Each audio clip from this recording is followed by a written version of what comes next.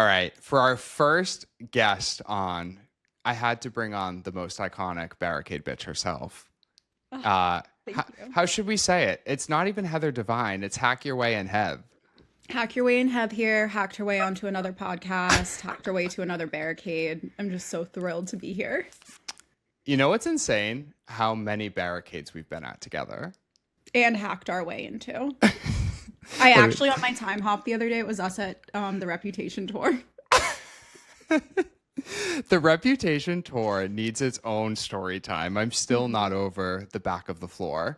No, we really thought we had rep room. And we did. We did have it. We froze for a second.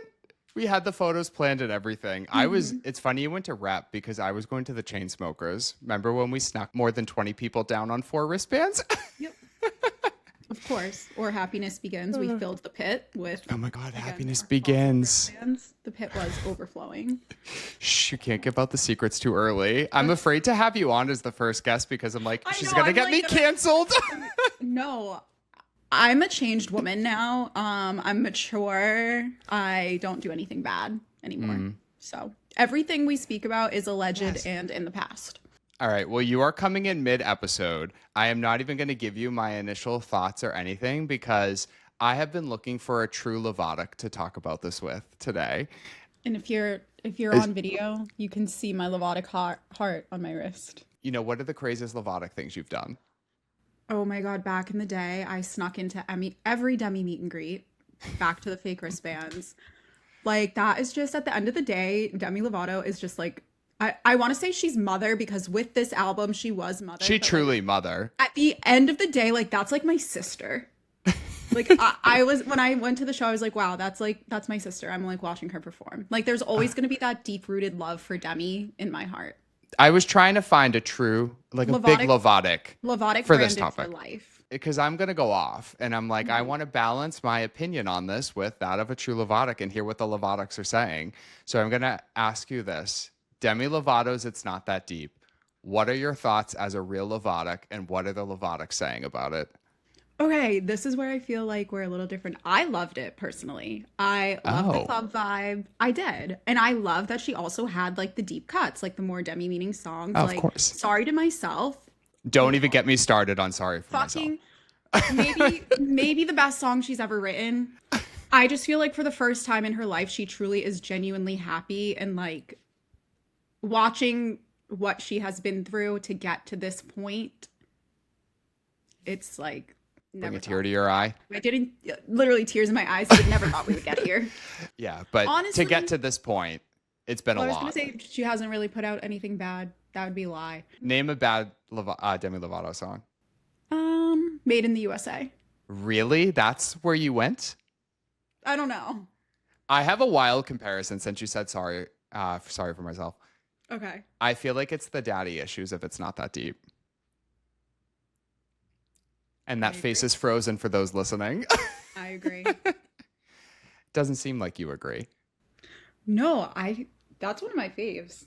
It's the anthem. It's the deep, true Demi song, if you know her, that just cuts through. I have a video of me dancing on a table to Daddy Issues. Oh my God. Do you? I do. Yeah, I'll clip it for you. Is the Lovatic community saying the same? You said everyone's divided on this. I have been seeing a lot of people, and I don't agree with this. I think people just take club music and like run straight to saying, oh, you're trying to be like Brat. Oh, you're trying to be like Brat. I don't think it was like Brat at all, or like she's trying to be like Charlie or anything. I just had to like change the word I was going to use because it was not appropriate for this conversation. But like, what are you doing if you are even remotely comparing this to Brat? Correct. People hear one ounce and they're like, well, that's it. And like dance music's great, but I feel like this is just a new caliber. Like this is on its own level above anything else. It's like half dance, half not. What's not? Ghost? Yeah. Well, yeah, I guess. Ghost makes me cry. That's probably the only one. No, me too. Greg always tells me to turn it off. I'm like, this is like the warrior of the 2026. So I would have thought more Lovatics would have been dying over this. I, spoiler, think this is one of the best pop albums there has ever been in years. I feel like this is her greatest era as a whole, and I don't understand why people aren't talking more about this and giving her the credit she deserves for this. And that's coming from me. I used to hate on you for being a Lovatic. Yeah, you did. You did. Hey, because like before, you said, it's hard I will sometimes. say, hey, I was a biased Lovatic, and I would say anything she put out was amazing, best thing she ever did. But I truly do think that this time around.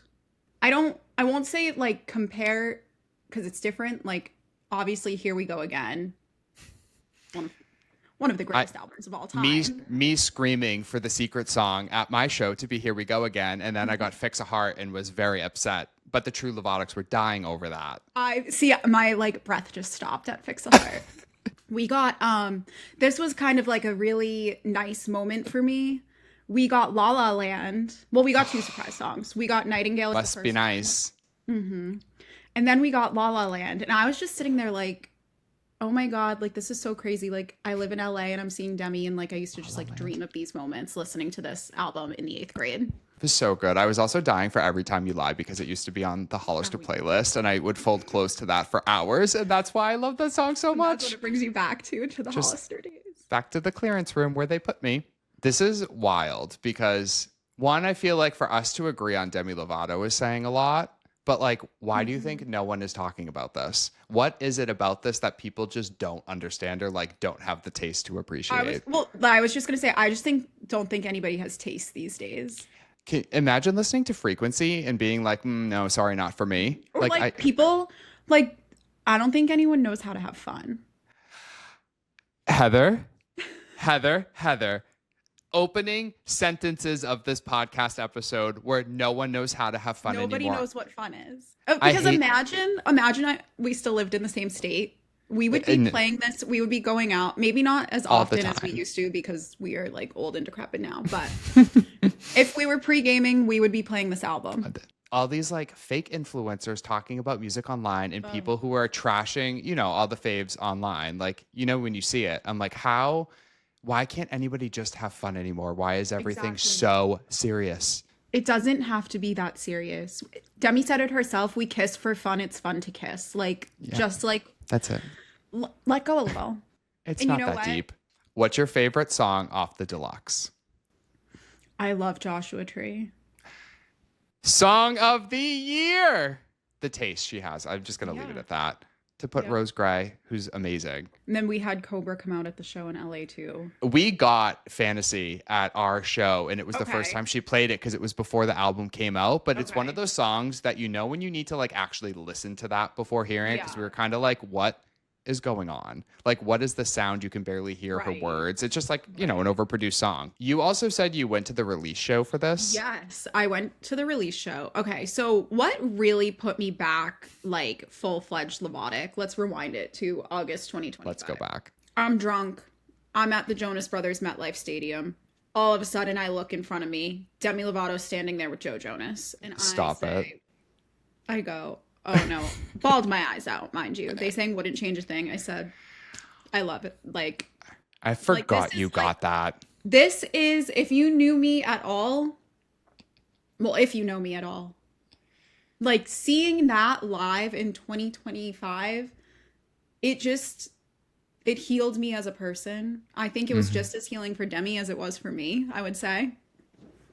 So that was like, okay, I'm in it to win it again. So it only takes one little moment to snap you back. Exactly. One moment. So I said, okay, I'm going to the album release. Like, there's no way I'm missing this. How did you get in? They had these nice face value tickets for $50 on Ticketmaster.